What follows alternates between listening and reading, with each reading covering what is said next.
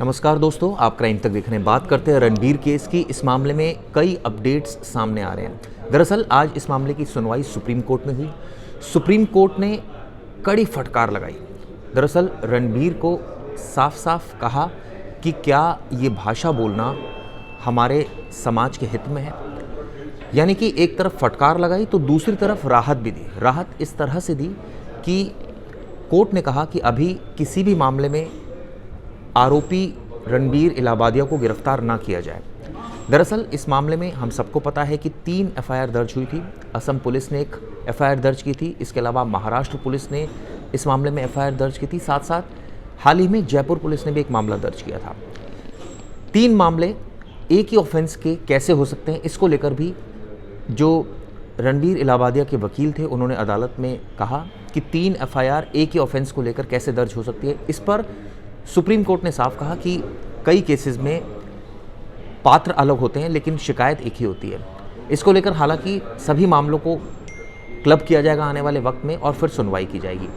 यानी कहा जाए कि एक तरफ राहत तो मिली है रणबीर इलाहाबादिया को, लेकिन दूसरी तरफ फटकार भी लगाई है। तो फटकार का क्या मतलब है? अब आने वाले वक्त में क्या उनको इन्वेस्टिगेशन ज्वाइन करनी पड़ेगी इस मामले में, या फिर ये कहा जाए कि ये पूरी तरह से रिलीफ मिल चुकी है।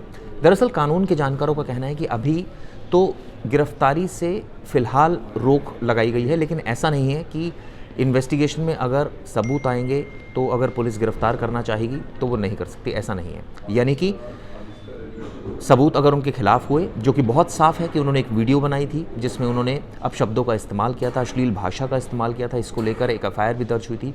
इसके बाद जांच जब आगे बढ़ी तो पता चला कि सिर्फ वही इस पूरे ऑफेंस में शामिल नहीं थे, बल्कि उनके दोस्त समय रैना, इसके अलावा कई और लोग भी शामिल थे, जिनमें अपूर्वा मखीजा जो उनकी दोस्त है वो भी शामिल थी। जब पूरी जांच हुई मामले की तो अलग अलग दलीलें जो आरोपी हैं उन्होंने पेश की। कई आरोपियों का कहना है कि उनको डेथ थ्रेट्स मिल रही हैं, इस वजह से वो नहीं आ सकते। कई आरोपियों का कहना है कि वो मेडिकली फिट नहीं है इसलिए नहीं आ सकते। कई आरोपी ऐसे जो विदेश में है इस वजह से वो नहीं आ सकते।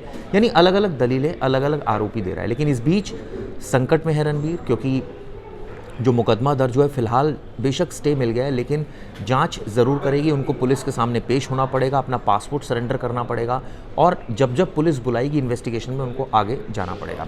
लेकिन जब इस बाबत हमने दिल्ली की पूर्व जज कामिनी लॉ से बात की तो उनका कहना था कि इस तरह के केसेस में यूजुअली अरेस्ट करने के बाद बेल दे दी जाती है। लेकिन एक और वकील से जब हमारी बात हुई तो उनका कहना था चूँकि आईटी एक्ट में मामला नॉन वेनेबल में ये कवर होता है तो ऐसे में अदालत से बेल लेनी पड़ेगी। यानी कि पुलिस इस मामले में गिरफ्तार करेगी, फिर अदालत में बेल एप्लीकेशन लगानी पड़ेगी और वो पूरा प्रोसेस होगा जो कि एक कानूनी प्रक्रिया होती है। तो यानी ये कहा जाए कि सुप्रीम कोर्ट ने बेशक फौरी राहत दी है, लेकिन ऐसा नहीं है कि आने वाले वक्त में ये राहत बरकरार रहेगी और उनको कभी भी गिरफ्तार नहीं किया जाएगा, इस तरह की बात नहीं कही। फ़िलहाल के लिए रोक ज़रूर है, लेकिन संकट की बात उनके लिए बरकरार अभी भी है। अभी उनको मुंबई पुलिस, असम पुलिस और इंदौर पुलिस, साथ साथ जयपुर पुलिस के जो केसेस हैं, जो कि सेक्शंस हैं, उनको एक तरह से उसमें डील करना पड़ेगा। अपने वकील के माध्यम से उन्होंने अदालत में पहले एंटीसिपेटरी बेल भी मूव की थी, जिसको कोर्ट ने अभी एंटरटेन नहीं किया है, लेकिन फौरी राहत दी है। तो देखना होगा इस मामले में आगे क्या कार्रवाई होती है। क्या इस मामले में ये राहत लगातार बरकरार रहती है या कुछ दिनों के बाद सुप्रीम कोर्ट अपनी ये जो ऑर्डर है इसको ये कह देती है कि ठीक है पुलिस जो कार्रवाई करना चाहे कर सकती है। तो देखने वाली बात होगी। वीडियो को इसलिए भी दोस्तों ज़रूर बताइएगा। शुक्रिया।